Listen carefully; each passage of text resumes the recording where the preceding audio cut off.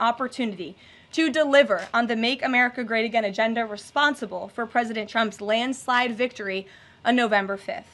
The America First policies in this bill are the reason why Republicans currently have the majority in Congress right now. Passing this bill is what voters sent Republicans to Washington to accomplish. And that's why it's essential that every Republican in the House and the Senate unites behind President Trump and passes this popular and essential legislative package.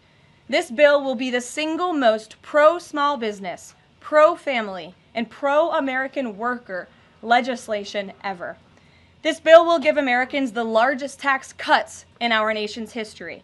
When Republicans pass the bill, Americans will be keeping more of their hard-earned money and taking home much bigger paychecks. The One Big Beautiful Bill will deliver some of President Trump's central campaign promises.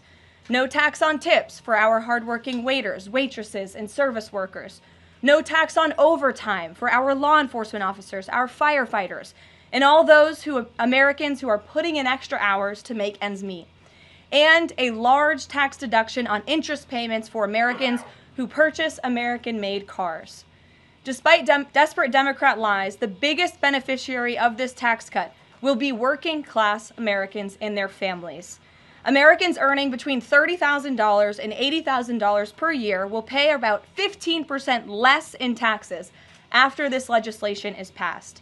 And according to a brand new paper from the White House Council of Economic Advisors, the average family with 2 children's take-home pay will be up to $13,000 higher because of the increase in wages and reductions in tax obligations.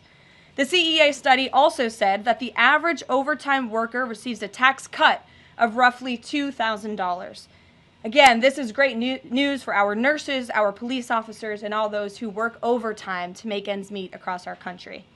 Put simply, President Trump's One Big Beautiful Bill will be a boon for working-class America. This One Big Beautiful Bill is also pro-family. It will increase the child tax credit to $2,500 per child, establish optional savings account for newborn babies with a $1,000 credit added, and strengthen paid family leave. This bill also delivers historic tax relief to America's seniors by allowing middle and low-income Social Security recipients to deduct an additional $4,000 in payments from their taxable income. If Democrats get their way and the Trump tax cuts are not extended, Americans will face the largest tax hike in history to the tune of $4 trillion. Republicans must not side with Democrats in helping them raise taxes. The One Big Beautiful Bill also provides critical protections of Medicaid, which will strengthen and preserve the program for decades to come through common sense efforts to eliminate waste, fraud, and abuse. Medicaid will no longer be used to pay for barbaric gender mutilation procedures on minor children. And the 1.4 million illegal aliens who are currently improperly receiving Medicaid benefits will be kicked off the program to preserve it for hardworking American citizens who need it. President Trump and Republicans are protecting Medicaid benefits for pregnant women, children, disabled individuals, low-income seniors and families, and the most vulnerable Americans in our society. And that's what Democrats are so angry about. Basic Medicaid protections that will stop the funding of transgender insanity and illegal aliens from ripping off American taxpayers.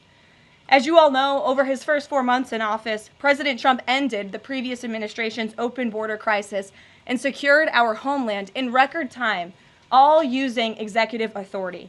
Now Congress needs to act. The One Big Beautiful Bill is the most significant investment in our nation's border patrol and law enforcement agents in our nation's history.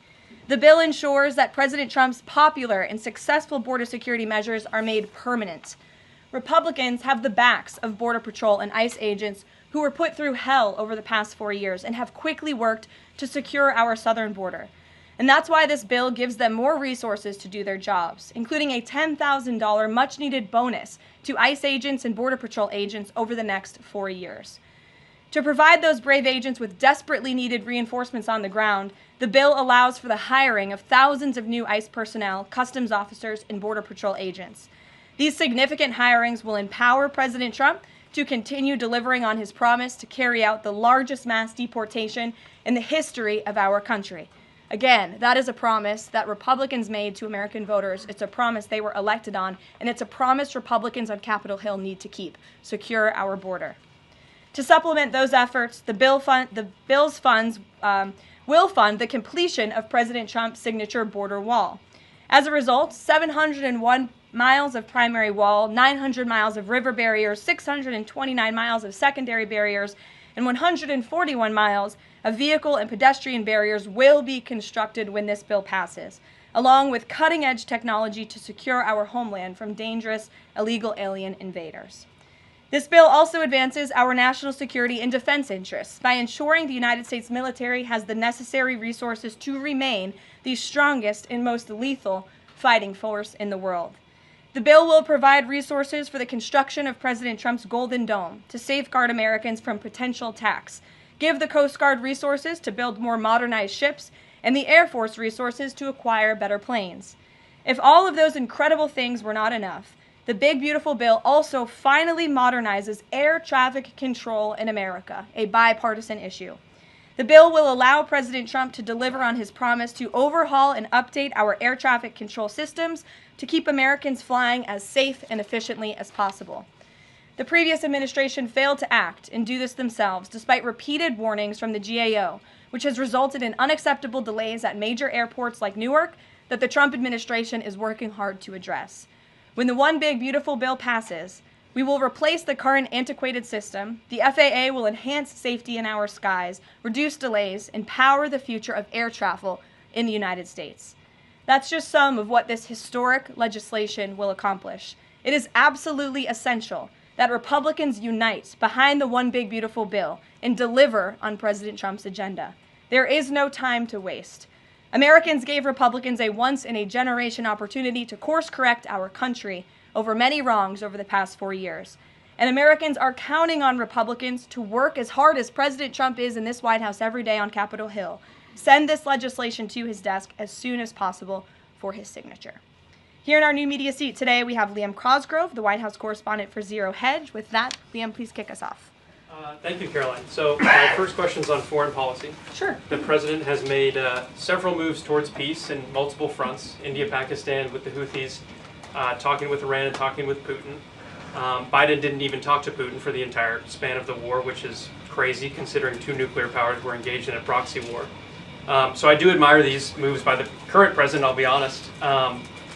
However, as of today, we are still funding both Israel's and Ukraine's wars. So can Americans expect to finally be done financing foreign wars at some point? Do you consider that one of the president's goals? Well, I think I can summarize the president's foreign policy agenda with two words: America first. And that means putting the American people and the American taxpayer first. And that's why the president is moving as quickly as he possibly can and working overtime to end these conflicts in both Israel and in Gaza, and also the Russia-Ukraine war. As you all know, the president will be speaking with Putin at 10 o'clock. He plans to call President Zelensky when that call concludes. I spoke to the president about that call at 10 o'clock. I don't want to get ahead of those very important conversations, but of course you will hear directly from the president or me after those calls conclude today, so you can expect that. As for Israel and Gaza, the president continues to not only himself but his national security team engage in talks on both sides of this conflict. The president made it very clear to Hamas that he wanted to see all hostages released. And last week, when we were flying out of town, there was great news on that front with the return of Eden Alexander, who is the last remaining hostage in Gaza. So to answer your question, the president is always thinking about the American people, the American taxpayer first. He wants these conflicts to end, not just to save money, but most importantly, to save lives. Thank you. And my only other question for you is, so over the weekend, President Trump posted Truth Social a video highlighting what most people call the Clinton body count, which is the strange number of suicides that seem to happen in Clinton circles. I have a headline here from the Washington Post that said, "Trump peddles false conspiracy theories tying the Clintons to several deaths." So I just wanted to highlight real quick, this wasn't in Trump's video, but this is from the Arkansas Times, and it's the death of Mark Middleton, who was a former Clinton White House aide, who was found dead on a Clinton Foundation property. And I'll just quote from the Arkansas Times. "Middleton apparently shot himself in the chest with a shotgun and also hung himself from a tree with an extension cord."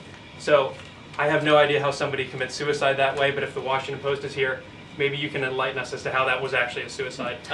So anyways, that's just a lead into my question about the most famous Clinton-related suicide, which is that of Jeffrey Epstein.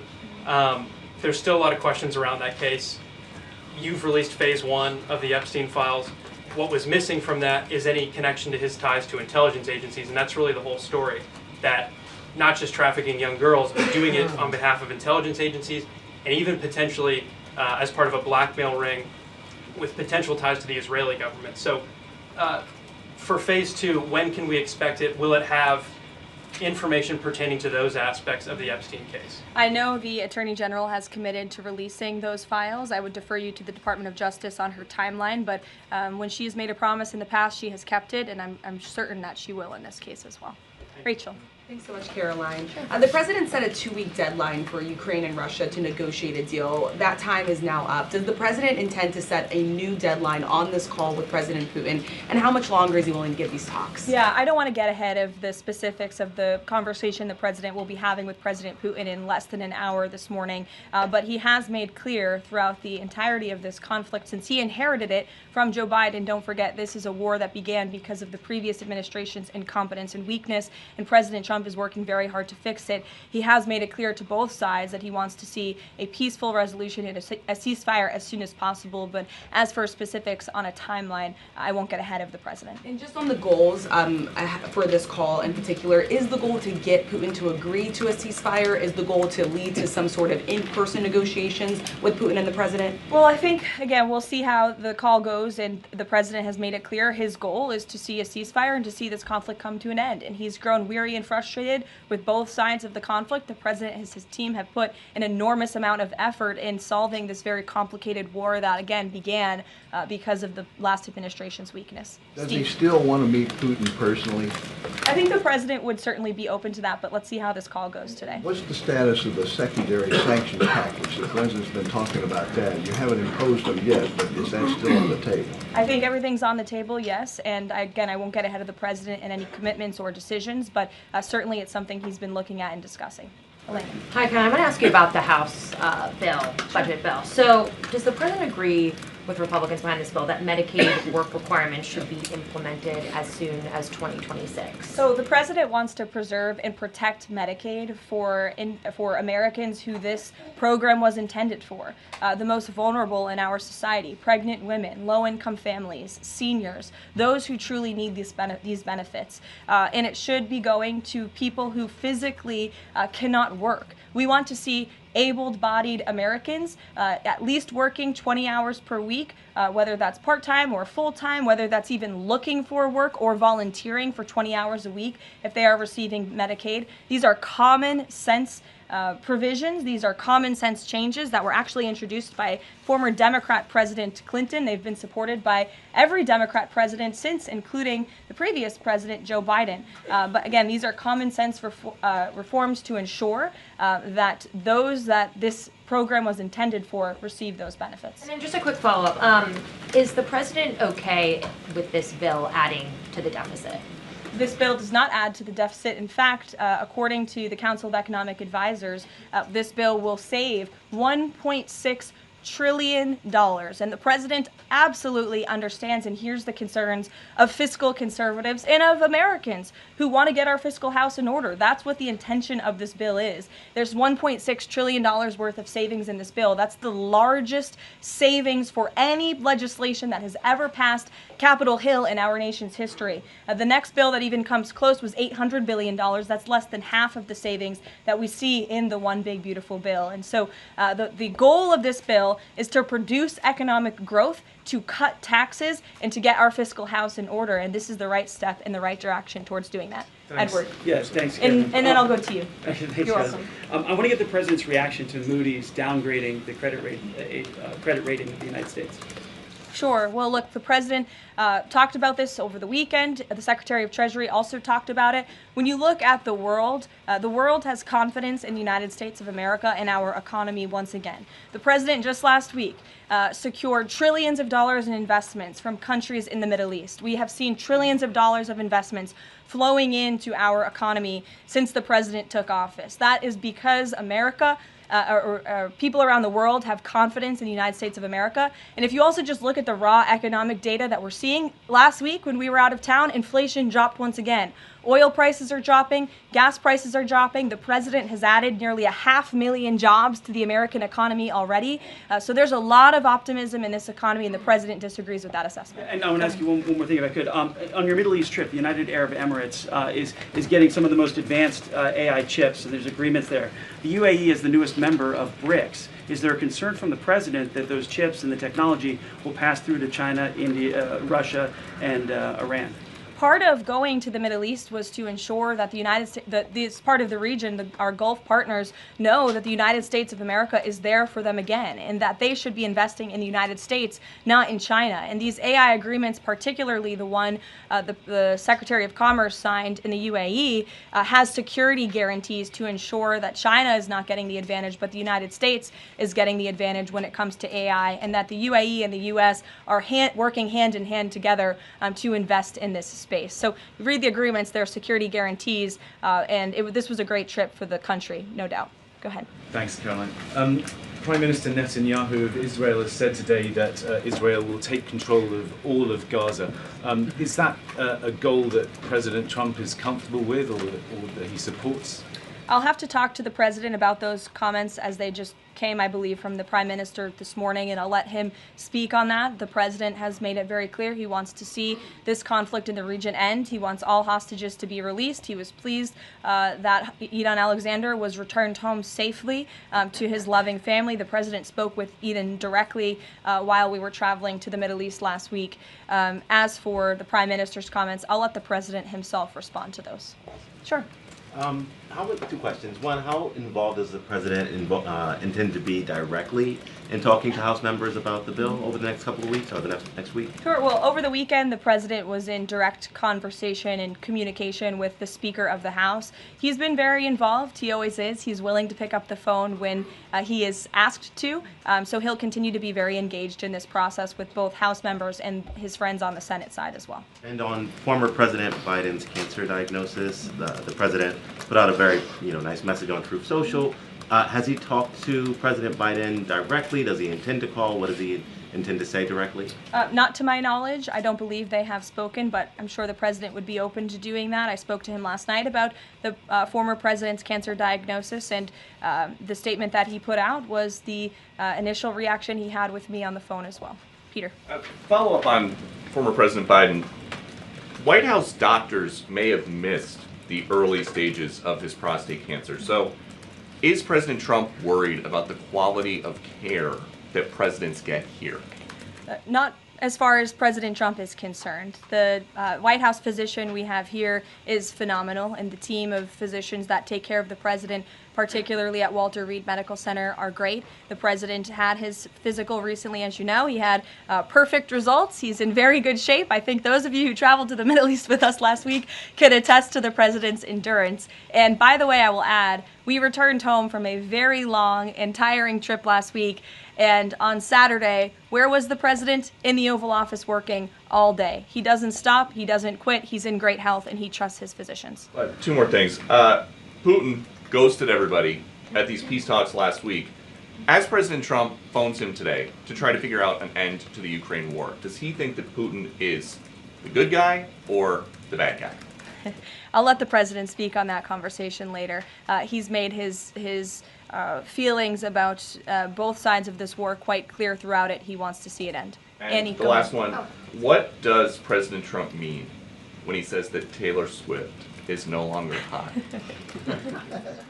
Look, he is speaking about Taylor Swift's political views and how perhaps it has impacted the support of the American public for her work, and I will leave it at that. Annie, go ahead. Thanks so much, Caroline. I'm just going back one more time to the White House Medical Office, because there seems to be some question about this with regard to President Biden's screening. Can you say whether or not President Trump is screened for prostate cancer as part of his physical? To the best of my understanding, he is, but we can certainly check in with the White House physician and go back and look at that physical report. And then just one other question.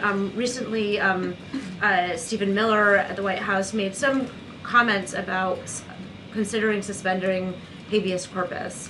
And I'm curious if there's any update on how the White House is exploring that option to enact the president's agenda. I don't have any update at this time, but I can check in with our Deputy Chief of Staff. Mary Margaret, go ahead. Thanks, Caroline. Given the ongoing revelations about the former president's mental acuity and how staff and media covered that up, especially with the release of this book, 2 days, I think, is there any interest in further scrutiny of Kevin O'Connor, the former president's physician? I'll let the president speak on that. I spoke to the president again about the former president's health diagnosis last night, and he wanted to extend his warmest wishes to the former president and his family. But as for any further action, I'll let the president speak on that first. Michelle. Vice President Vance's meeting with Zelensky. Can you share any more information on that? My understanding was it was a good meeting, a productive meeting, and we're grateful that the Vice President did it and that he also went to the Pope's first Mass in Rome. I also have an update on that. The Vice President passed along a letter to the Pope from the President and from the First Lady extending their warm wishes and inviting them to the White House as soon as they possibly can come. Michelle. On Iran, Steve Witkoff said yesterday that continued enrichment is a red line for the U.S. The Iranian foreign minister says that's going to continue no matter what. How committed is the U.S. to that red line, and what's the next step for the next round of talks? We are 100% committed to that red line. The President, Special Envoy Witkoff, Secretary Rubio have made that incredibly clear, not just to the American public, but also in those discussions that Special Envoy Witkoff has had directly with the Iranians. And the next round of talks? I don't have an update for you, but we can get one. To the back row. Go ahead. Thank you, Caroline. South Africa's president says he's going to come to the White House to meet with President Trump on Wednesday. What are the president's expectations for that trip? And South Africa's president recently said he believes the folks that have been resettled here recently are cowards running away from problems in South Africa. Does the White House have a response to that? So I did see the South African president put out that statement. I want to confirm on our end with our Secretary of State and National Security Advisor, and we'll get back to you on that. Monica. Thanks, Caroline. You mentioned the President and the First Lady are signing the historic Take It Down Act this afternoon. I'm curious to know, what are some of the repercussions or consequences for these online platforms or perpetrators that won't comply with the act? Well, what this bill does, it takes the initial step to ensure that prosecutors are able to take down, that's why it's called the Take It Down Act, platforms that are allowing this sexually explicit content on their platform. So it gives them more leeway to go after them as they see fit. But as for specific repercussions, I would defer you to the Department of Justice of how they plan to implement this bill once it is signed later today. Brian. Yes, thank you. You said in your opening statement you talked about this MAGA baby savings account. Exactly how would that work? Who would be eligible for it? I'm assuming women would be eligible for that. Yes, so one of the provisions in the One Big Beautiful Bill, as I said, this is a very pro-family piece of legislation. Not only does it increase the child tax credit, but it also includes MAGA baby savings accounts for children that are born before January 1st, 2024, under 8 years old, U.S. citizens, and have at least one parent with a valid Social Security number. And when this tax provision becomes law, the child, if the parents seek to do this, will be set up with a savings account. Essentially, it's a 401k for a newborn baby. And child's relatives, their parents, can contribute up to $5,000 per year of after-tax dollars annually to that account. And then later in the baby's life, at age 25, savings account holders can withdraw up to the full balance of the account. Upon reaching 30, the account holders can access the full balance of the account for any purpose desired. So it's a great initiative for new parents, new mothers who want to set up this savings account for their children. Ouija. Thank you, Caroline. President Trump and his top economic aides have repeatedly said that Americans will not pay the cost of tariffs. In fact, last week, Lutnick said people have to drop the, quote, silly arguments that consumers would pay the cost. But over the weekend, as you know, the president posted that Walmart should eat the tariffs and not charge the value customer anything. I'll be watching, and so will your customers. So does he acknowledge that if companies don't absorb the full cost, Americans will have to pay? Well, first of all, the CEO of Walmart made those comments about the tariffs on an earnings call where CEOs, I believe, are legally obligated to give the most dire warnings and forecasts to their investors and stakeholders. The reality is, as the president has always maintained, Chinese producers will be absorbing the cost of these tariffs. And that is why China was so quick to hustle to the negotiating table with the United States of America. They need our markets, they need our consumers, and I would again point you to the inflation report that came out last week showing that inflation is declining, in large part because energy prices are dropping across the board in this country because of the president's robust energy agenda that he has taken since January 20th. So the president is committed to ensuring that prices remain low for American consumers, and he maintains the position that foreign countries will absorb these tariffs. What does he mean by "I'll be watching" to Walmart? He'll be watching, seeing what they're doing. Jennifer. On the gift plane from Qatar, 3 things. Is there a timeline for the U.S. receiving that plane? Do you know how long it will take to retrofit the plane to presidential standards? And thirdly, has the intelligence community, security folks, have they weighed in on whether that plane can actually be secured to presidential standards? I'm glad you brought up this question because I was watching the American press spew a lot of misinformation about the plane donation last week when we were abroad. Let's be very clear. The government of Qatar, the Qatari family, has offered to donate this plane to the United States Air Force, where that donation will be accepted according to all legal and ethical obligations. It will be retrofitted to the highest of standards by the Department of Defense and the United States Air Force. This plane is not a personal donation or a gift to the President of the United States. And everyone who wrote that last week should go and correct their stories because this is a donation to our country and to the United States Air Force. As for a timeline, because it is the United States Air Force that is accepting the plane, I would defer you to them for specifics because the President, frankly, has nothing to do with it. It's the Air Force's project to take on. Sure. Thanks so much, Caroline. Did the president call fiscal conservatives who were hesitant to vote for the big, beautiful bill? And if so, what did they say? What did he say? I don't reveal the president's private discussions unless he gives me the liberty to, but he has been engaged in this process. He spoke to the Speaker of the House, and he will continue to make those phone calls if it's necessary for him. Sure. Thank you, Caroline. I'll go to both of you. Go ahead. Thank you. Any updates on Greenland? Will the president be making any trips, and do we have any details you can share with us? I don't have any future foreign trips to read out for you. We just returned home from one. But the president maintains the reasoning for Greenland's strategic purposes in the Arctic, and he continues to remain committed to the idea of obtaining Greenland in whatever means we can to advance our national security interests in the region. Sure. Thank you, Caroline. I have a question. Was Lebanon part of the discussions during the Middle East tour, and did you meet with any Lebanese representatives?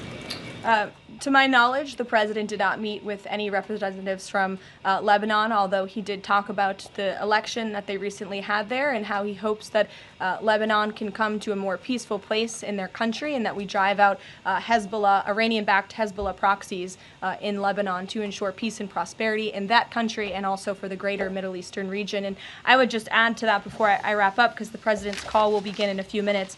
The president's historic tour to the Middle East last week truly reset our foreign policy agenda in that region. I think actually, in fact, the Washington Post had a headline, President Trump remakes U.S. foreign policy in the Middle East. And that's absolutely true. He took a courageous and bold step to lift sanctions on Syria. He strengthened our ties with our Gulf partners, and he put Iran into a very difficult position because the United States of America is back. And I will summarize the president's trip with an anecdote that I heard directly from a member of one of the foreign delegations. I asked him how hopeful their country was when they learned President Trump won the election. And he told me when President Trump won the election, it was like the lights turned on in a dark room.